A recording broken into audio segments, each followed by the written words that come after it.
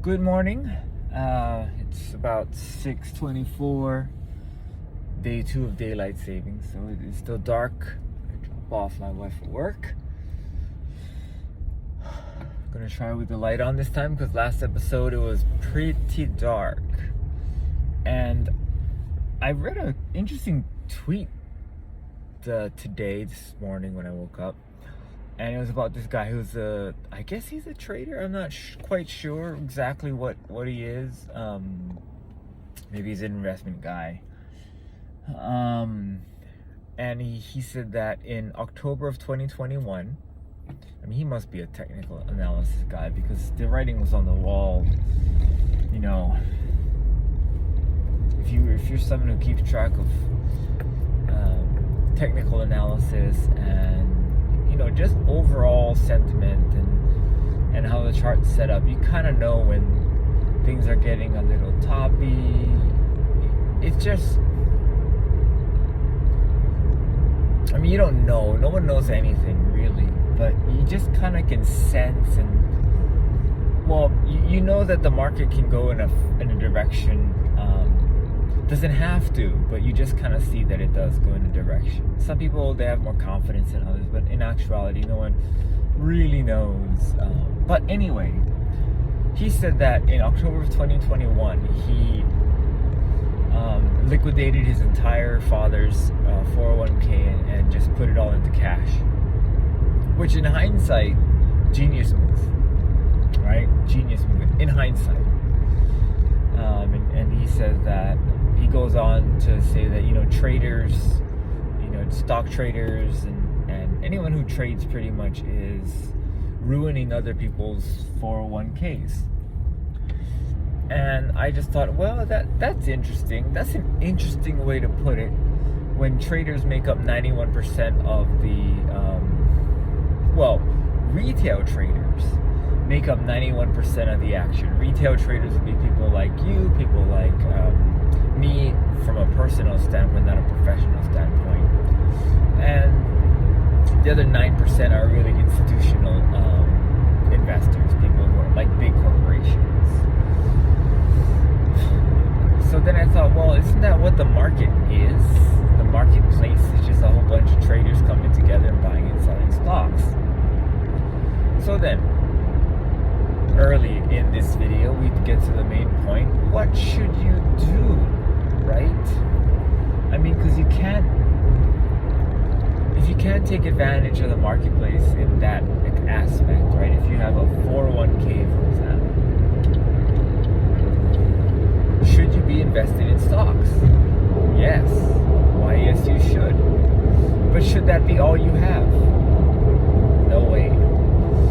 So diversification of assets, not just by asset class as classified by stock market, diversification by assets means that you should have some money in cash, some of your net worth in stocks, some of your net worth in maybe life insurance, permanent life insurance, right? Not term life. That's not an asset. That's just pure protection. Maybe some of your assets should be in an annuity. Maybe something in bonds, although bonds are actively traded. Perhaps not. Maybe something like a bond, maybe something like an annuity. Things that can be tied to stock market performance but do not correlate as far as overall returns. And that's kind of where I'm going with this. It's a lot of the unfortunate downfalls with our world of finance today is we just think we should invest all of our retirement into the stock market. That's not true. Well, yes, we have like 25 to 33% of our expected retirement income coming from Social Security. To have the lion's share, 75% of our retirement come from something that is really, for the most part, unsafe. Now, for me, I understand risk. So, at the very least, I have found that risk and reward is very real. So because, let's say, there's a risk premium for investing in the stock market, right? That means that your investment could disappear. I've had many of my investments disappear. My investment time horizon is much smaller, is shorter than most people, as my investment time horizon is about a week or two. But I have had investments blow up, in my face. Still here, still trading. You just gotta stay small, in your position sizing. Stay smart. Get out of the trades that are just, are bad. If you're playing a direction, if you're not playing a direction, well, then make sure when you enter the trade, you know the probabilities and you are sticking to the probabilities. For me, I trade options in a variety of ways. I don't only trade in the tasty trade mechanics. I also do trade a lot in more day trading type charts. News related stuff. I use tasty trade mechanics. I hold on to. I sell short volatility, so I sell options in a high vol environments where I want to capitalize on that portion of the market, and in times when I have a directional bias, I also trade, but I would be buying premium at that point to express my directional bias.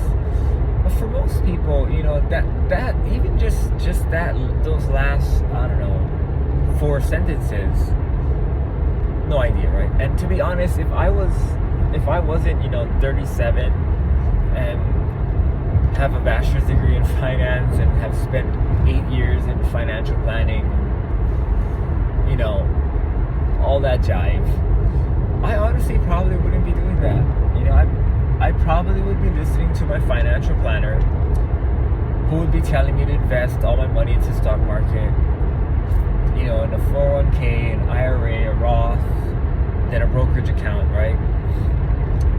Like what I do. As far as like expressing what I think others should do on my channel, the other channel, the retirement planning channel. And I just think it's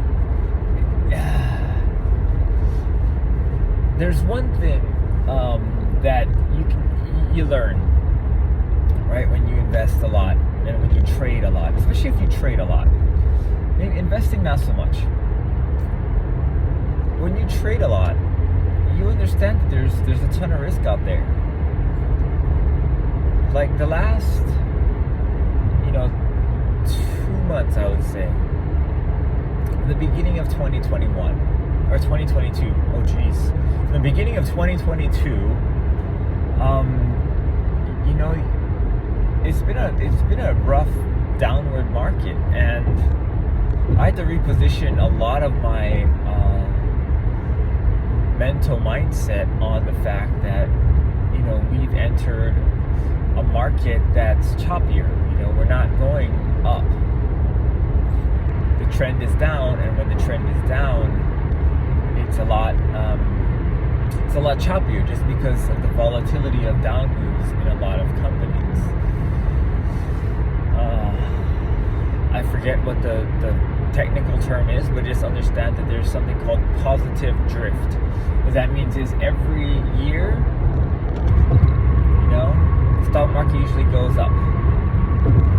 There's I believe it was 53% chance that the market will finish up on the day then down, right? 53% of the time on a monthly basis, the stock market goes up. 47% of the time, stock market goes down. So that's why a lot of people on CNBC, like Jim Cramer, etc., they're all about buy, because more than half of the time they would be right. And they stay away from riskier stuff, which, but as far as the overall market goes, 53% of the time we're going to be up. But the choppiness of it is very real.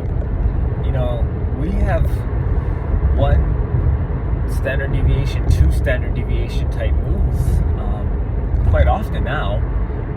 So we're busting through what normally would be your standard or your normal distribution curve when it comes to statistics, which is great for people like me who trade who trade both outside and inside of the expected range or the expected move.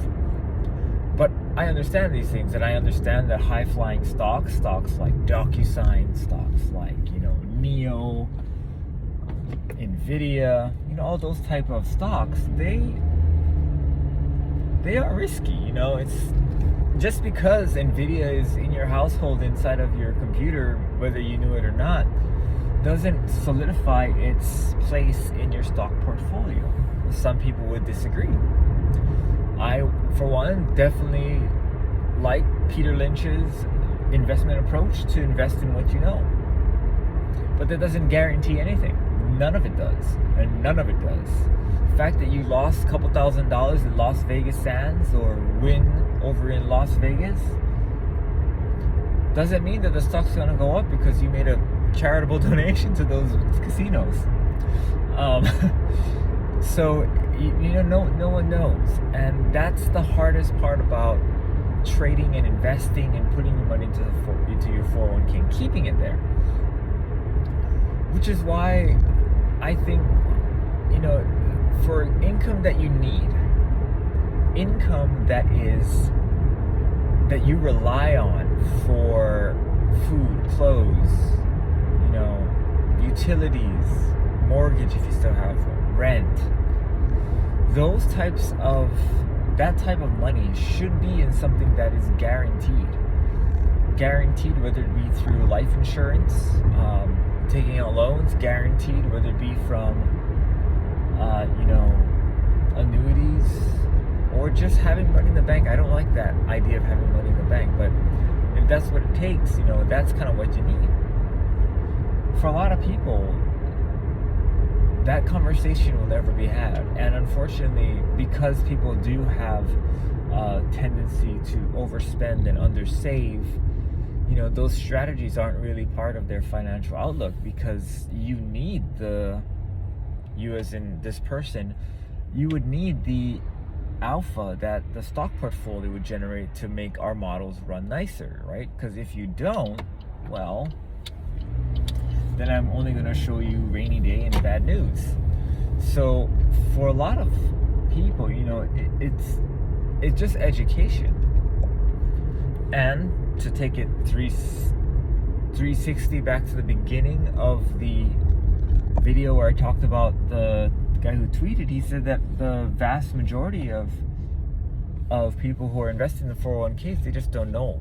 They don't know, what the market actually is. And then once they are retired from work, they just have this 401k and they just don't know what they think it's a pension. They think that they can turn it into some kind of unlimited stream of income, which is unfortunately not true. I mean, if you annuitize it, you buy an annuity with the proceeds from your 401k, yes, you can. But the industry, from a financial regulation standpoint, will not allow you to do that. You can only invest about 30% on the high end of your total investable assets into an annuity to create guaranteed income. So what then, right? What do you do? Well, that's really up to you. And unfortunately, the world, as we know it, created the internet, created this vast body of information for you to research in. Now, I'll do my best, absolute best, to provide information so that you can help your clients, help your family, help yourself. But in all honesty, you have to kind of figure out what you can handle as far as risk, right? Will the stock market go to zero? It's possible, but not probable. Can you have your entire retirement portfolio go to zero? It's possible, but not probable. If you were to do something like an annuity, when you annuitize your money and you take an unlimited stream of income that's based on your longevity, not the stock market performance, is that some risk you can handle? I would say that's a much better, from a risk standpoint, it's much better. But some people are willing to take on that risk. People like me, right? I take on that risk every day when I open up my trading platform and trade options, and trade futures. It's been an interesting, eye-opening time for a lot of people, and I kind of am glad. Especially for people who are a little bit younger, who can handle 20% drawdown or 50% drawdown. Especially those people who are working with high-flying stocks. I mean, a lot of them are down 80%. DocuSign. That's why I mentioned DocuSign earlier. DocuSign, people said, couldn't get any more beat up. They got even more beat up. Doma, which is a telemedicine company, destroyed. Sounds like it's still a good idea, right? Destroyed. Zoom. Many of us know Zoom because we use Zoom. Destroyed. I think it's under $100. It was trading for upwards of like $450. So it's lost 80-90% of its value in just a short year or so, right?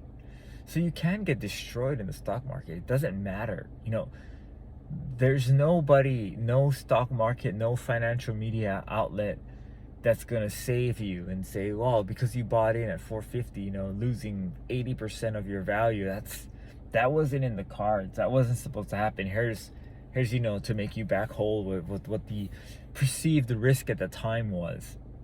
It is what it is. And and from a trading standpoint, like me, I see those things instantly, because for me, instant pain, instant gain, that's like a day trade. So that's like me holding a stock or holding an option contract overnight. Instant pain, instant gain. So your emotions are really tied to it. You're like, oh my goodness, the earnings came out. I honestly don't even look at like the data that comes out. I just look at the chart, the price action, what's going on, to figure out what the market's going to do.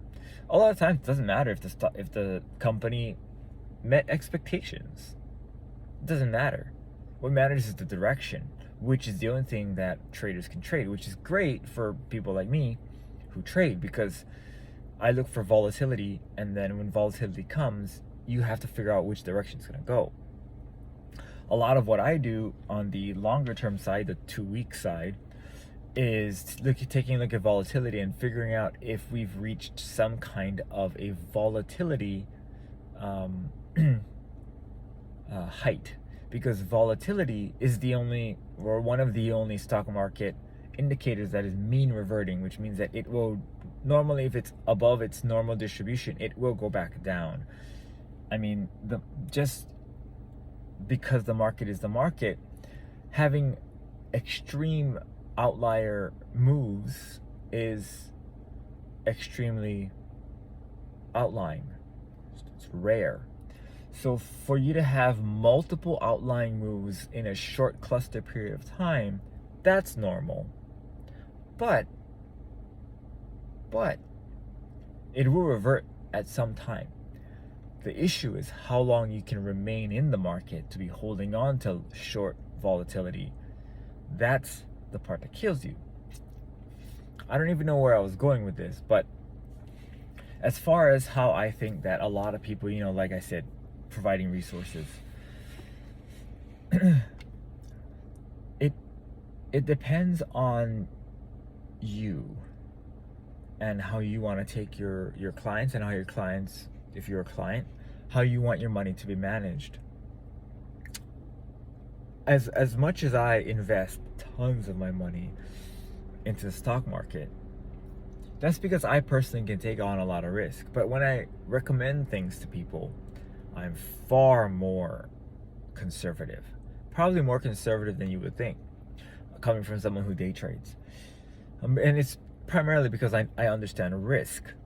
So when you understand risk, then you understand how you can properly structure, I guess you could say, someone's financial future, someone's assets. For me, my entire retirement portfolio well, not entire. Say about 50% of my retirement portfolio is in day trading. My retirement portfolio, because I do that. That's what I do. But I also have 2 permanent life insurance policies, right? I have, well, my wife has a 401k which we can't day trade in, right? And then I have my income, which is good. So, I mean, my positioning is very different than what most people think of, but I'm not day trading not even 25% of my household assets. Day trading far less. And within that account, I only trade about 20% of the available capital, because that's just how you manage risk in a day trading account. You don't want to lose all your money in one day, one bad day wipe you out. You want to at least be able to withstand, a few weeks of bad choices. And that's how you stay small, smart, understand your risk metrics, how much you're willing to take on the trade. But I have been home for a good 4 or 5 minutes now, so I have to end this video, and I'll see you guys in the next one. Bye-bye.